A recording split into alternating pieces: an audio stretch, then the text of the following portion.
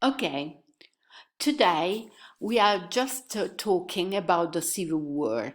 We started on Tuesday, and so I'm just carrying on what we were saying. So open up your fantastic book on page 68. Let's recall a little bit what we did last time. So, why did the Civil War break out? The question. Puritans wanted a true balance of power between the king and the parliament, but Charles I firmly believed he was king by divine right. His reign was therefore troubled by continuous clash with the parliament. It meant that their relations weren't great. In 1642, the king was asked to give up his command of the armed forces. He refused, and a civil war broke out. So, as I told you, there were two parties. The cavalier, do you see the one with the long hair, and there were the Puritans, which were wearing quite simple clothes, and their attitude was quite severe, as you can say, from their outfit. And so Oliver Cromwell belonged to Puritans, instead the king belongs to Cavaliers, of course. What factions were involved in the war? The forces were royalists and supporters of Parliament, called parliamentarians, led by Oliver Cromwell. Then jump two lines. Cavalier included lords, the gentry, and officials of the Church of England. The latter were called Roundheads. That's why, because Puritans cut their hair in opposition to Cavalier. Then, new questions. How did the war end? The king was taken prisoner in 1647.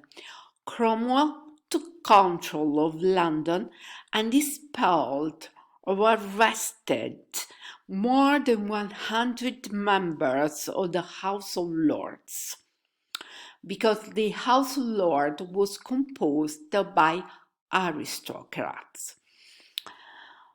Jump one line. After Charles I's execution, the monarchy was abolished and the country was ruled as a republic known as the Commonwealth. That is completely different from the Commonwealth we have now. That is just, we can say, a sort of trust, an organization to make commercial relations easier.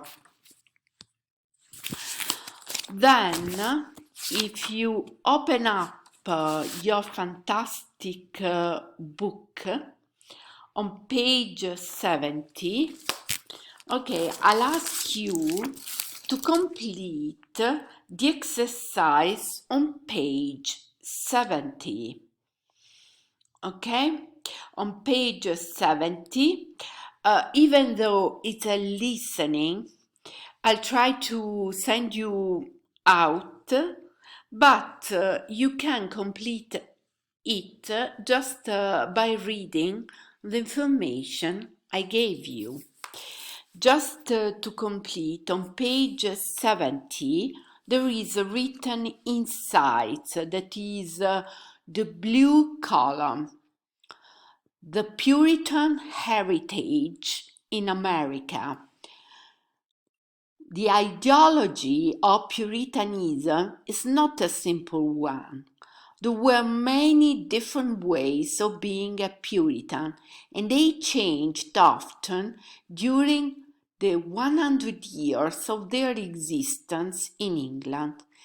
These differences were respected to New England with the early settlers. New paragraph. There is a certain irony in the fact that while in England the basic tenets of Puritanism eventually lost out to the Church of England, in America their impact has remained strong. Jump 5 lines. Whereas the Church of England has never taken a strong foothold in America, the Puritan heritage is part of their everyday life. Many of the American thoughts and beliefs today are an indirect result of the Puritan beliefs of the Pilgrims.